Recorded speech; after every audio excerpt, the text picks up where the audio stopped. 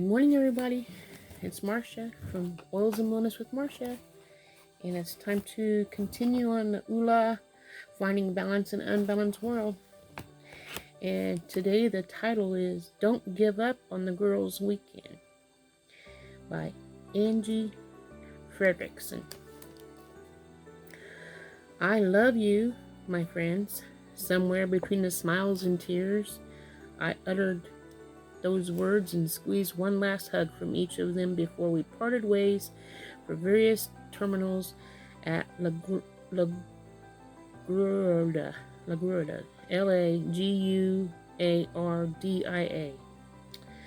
It was the end of the girls' weekend, and we were all headed back to our individual real lives. The weekend was perfect. 6 best friends meet in New York City to do what we do best: hang out, laugh, and reminisce. 20 plus years ago, we met by chance when something drew us to the same college and we crossed paths. The universe must have known that we were perfect complements for each other, because those girls are still my dearest friends today. In fact, we are closer now than we were in school together. Getting the 6 of us together was no small feat. We are spread out all over the globe: Texas, Michigan, Illinois, Virginia, Kentucky, and even across the Atlantic in London. Choosing a weekend is like putting together an intricate puzzle. We have to work around dance recitals and soccer playoffs and kids' birthdays and schools' fundraisers. And after we eliminate all the dates were responsibility trumps fun, we are maybe left with Wednesday overnight, 18 months from now. Sometimes getting away seems like more trouble than it's worth. Coordinating carpools and hometown logistics particularly requires a mathematical, algorithm to make it all happen. And then there's guilt in leaving behind husbands and children to do something for ourselves. Somehow, girls' weekends feel selfish or even indulgent. It's easy to just give up and put it off for another day.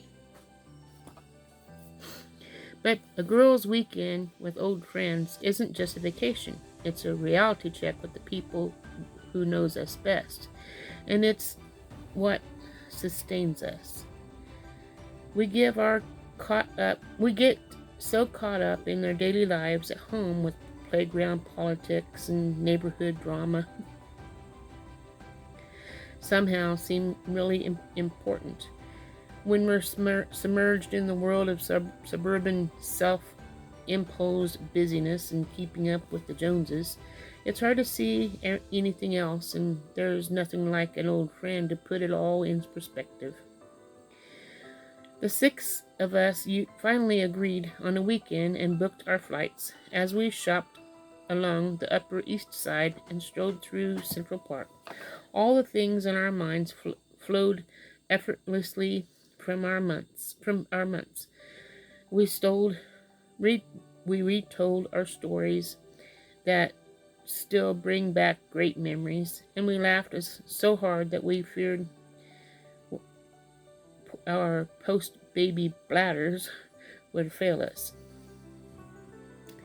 We reconnected and was ridiculous things we have done, and the stuff we stopped short of doing, and the things we really shouldn't admit out loud, but we do in our safe place where oversharing is the rule.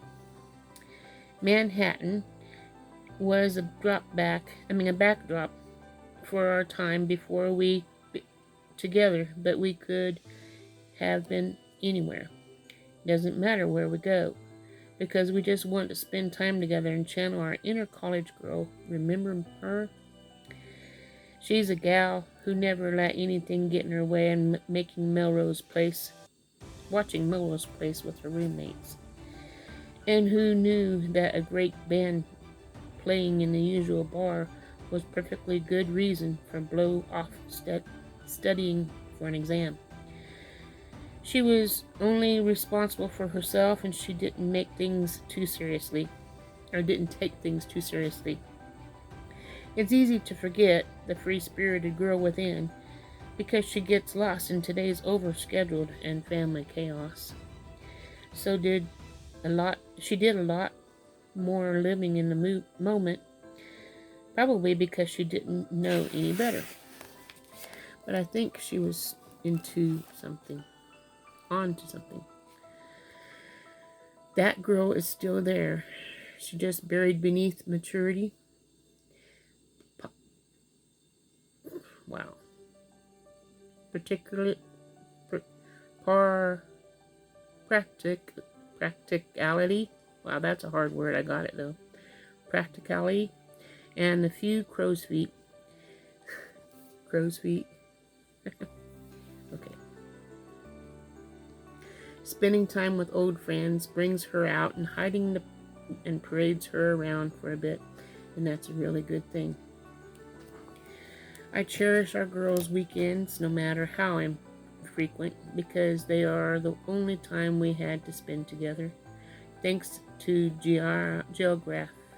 geography. I don't know their new friends on their favorite restaurants. I don't know my way around their houses. And I only know their children through photos and stories we tell over the phone. Each of us have built an entire life over the past 2 decades. And we know the highlights, but not the specifics. Their new friends and neighbors have taken over as the keepers in their daily information. But what old friends know is the soul of the true person underneath all the daily details. And maybe that's the best part to know, despite our very difficult adult lives, with careers and lack thereof, and children of different ages and struggles. We're still the same girls we were 20 years ago. We just forgotten about responsibility landing squarely on each of our shoulders and dug in for the duration. A girls' weekend is a reminder we needed. We were only in New York for 48 hours, but for those 2 days, all was right with the world. The laughter, the connection packed up right where we left off and reminded us of who we really are. Each of us headed home, armed with the strength to step back into the daily madness, feeling a little more grounded. Whether your earlier tribe hails from college, high school, summer camp, former co-workers, find your pre-mom gaggle of girls and embrace them, because they are your connection with a part of yourself you may have lost. Give them a call and start planning your next girls' weekend. Laughing through road trips and sharing confidences.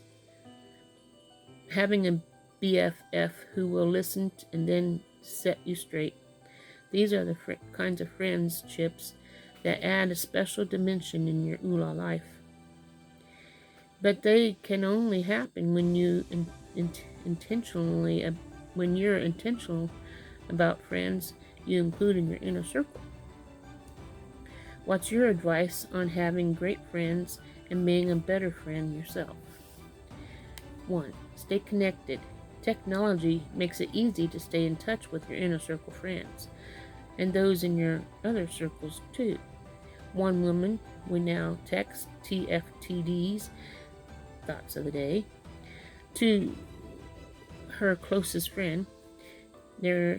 These are inspiring, reassuring, and funny quotes she finds online and she knows will encourage a friend or make some laugh or just say, hey, This is helping you have a badass kind of day. But don't just text or post. Log some genuine in-person FaceTime with your closest pals.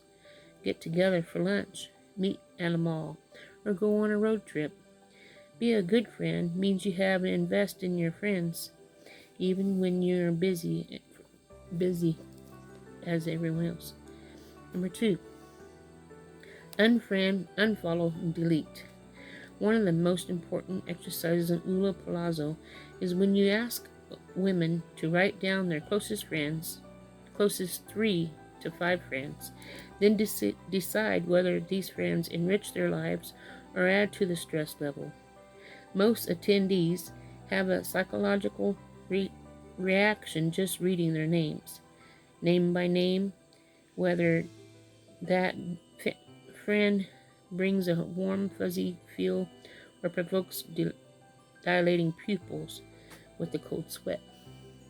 Toxic friends, BFFs, who manipulate you. Unreliable friends you just can't trust. Seriously consider what those people bring to your life. Then decide whether to have a crucial conversation, move on to your outer circle, or unfriend them altogether. Getting to Ula takes hard work and focus. True friends want what's best for you. They want to see you win. They are your fan, and you're their cheerleader. But bold enough to let go of those who are holding you back, and brave enough to seek out new friends who challenge you to be a better you. We highly encourage you to do some exercise. Look at your inner circle of friends and decide if they are if they are life-giving or life-sucking. In addition, look at how you are with your closest friends. Are you a toxic one? My clock's going crazy. Let's see. Are you the toxic one? Do you bring drama to the party? If so, you had better fix this before sharing this book with your girlfriends and have them unfriend, unfollow, and delete you. Reverse engineer the friendship you want. If you know the kind of friends you want in your life, smart, successful, supportive people, why not take a look around and start plugging those people into your life? Look at the areas where you're low and find mentors for what you want to do. Get out of the experience life by getting involved with new activities you're interested in. You'll find people there who can be lifelong friends while mentoring you along the way. At the same time, be a great friend who other people will want to look and add to their lives. Enrich each other. Be a good listener. Bring something to the picnic other than just common interests. That's all I have for you today. If you enjoyed anything, you want to learn more, please comment, ask questions, comment what your thoughts are. And some of this stuff seems like we all need it. So I hope this helps somebody. Tomorrow I'll be starting chapter 9, and it's on the topic F for fun. So I'll see you guys tomorrow with another video. Ta-ta!